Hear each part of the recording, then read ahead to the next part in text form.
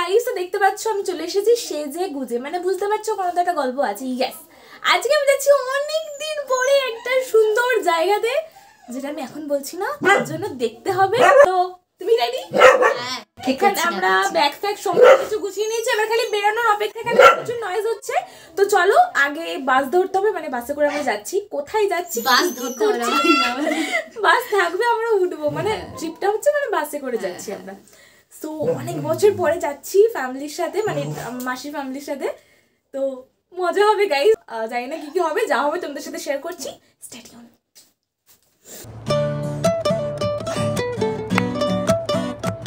তো আমরা বেরিয়ে পড়েছি, আর এখানে প্রচুর ঠান্ডা। এরই মধ্যে আমি এখন রয়েছি দাসপুরে, রয়েছে, আর এখানে প্রচুর ঠান্ডা। আমার দোকান থেকে মানে বড় ওখানে বেশি, ওখানে টোটো ড্রাইভার।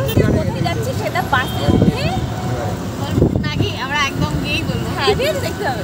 তাই হোক, আপাতত প্রচুর ঠান্ডা, সুনসান রাস্তা, আগে আমরা যাই। চলো। তো আমরা তো অনেকক্ষণ আগেই নেমে গেছি টোটো থেকে, আর এখন আমরা দাঁড়িয়েছি বাসের জন্য।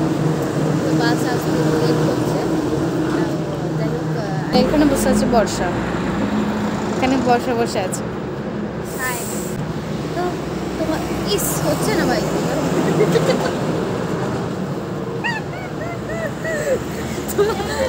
বাসে উঠে ওদের সাথে দেখা করছি, ঠিক আছে? আমি পুরো মজনার মতো থাকছি। প্রায় আধা ঘন্টা দাঁড়ানোর পর বাস আমাদের চলে এসেছে, তাই তাড়াতাড়ি করে উঠে আগে আমি বাসের ভেতরটা দেখতে শুরু করে দিয়েছি, কারণ এখানেই আমাদের আজকে সারাটা রাত থাকতে হবে বলে কথা।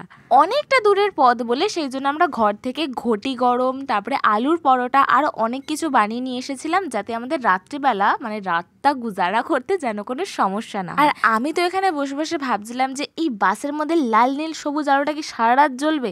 যাই হোক, রাত্রেবেলা একটুখানি কম করে দিয়েছিল। আর এখানে শুতে যা কষ্ট হয়েছে, মুখ চোখ দেখে তো বুঝতেই পারছো, ঘুম পাচ্ছে, শুতে পারছি না, ভাবো কি কষ্ট। যাই হোক, সারা রাতে এত কষ্টের পর ফাইনালি আমরা চলে এসেছি। এবার খালি নামতে হবে, নেবে আরেকটা বাস ধরতে হবে। এখানে আমার চোখ মুখের অবস্থাটা জাস্ট দেখো, মানে যারা বাসে করে ট্রাভেল করো বা করেছো তারাই বুঝতে পারবে যে যন্ত্রণাটা কতটা। এখানে ঢুকে বুঝতে পারি যে এখানে খুব বৃষ্টি হচ্ছিল, তা দেখে তো আমাদের মন বেজায় খারাপ হয়ে যায় যে সারাদিন বৃষ্টি হলে আমাদের কি হবে। তো যাই হোক, ভগবানের আশীর্বাদে আর বৃষ্টি হয়নি। আমরা সোজা হোটেলে পৌঁছেছি, আর সেখান থেকে আমরা রেডি হয়ে বেরিয়ে যাই আমাদের মেন গন্তব্যস্থলে। চলো।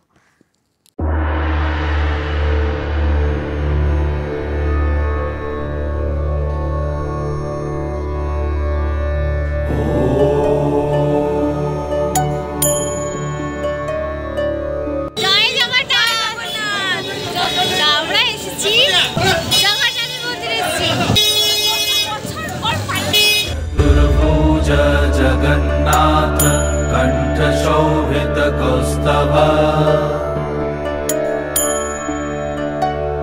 पद्मनाभ वेद गर्भ चंद्रसूर्य विलकन।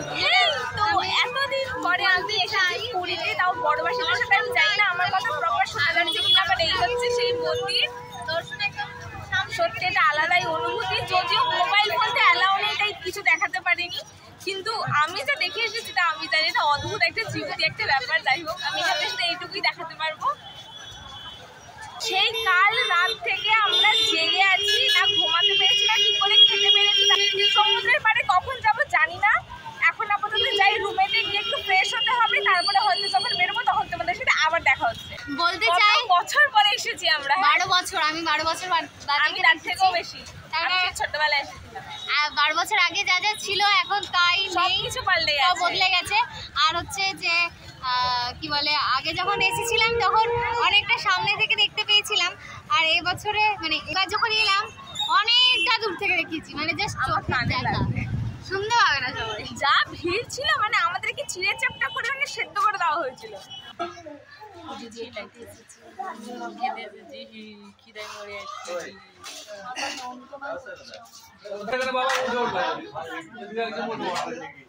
আমরা খাওয়া দাওয়া করে পুজো টুজো দিলে এখন যাচ্ছি সমুদ্রে, মানে চলে এসেছি আমরা সমুদ্রতে। এখন কিন্তু আমরা ঠাকুরের টিপও তুলিনি, মানে আমরা কি না, আমরা ঢুকে আছি, চলে এসেছি সমুদ্রে। চলো যাই।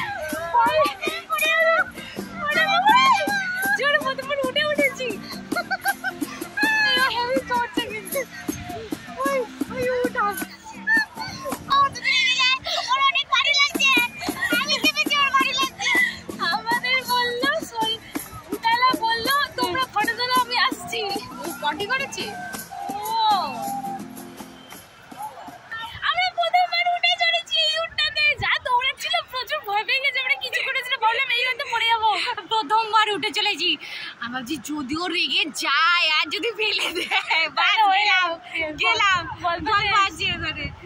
সবাই চান করছে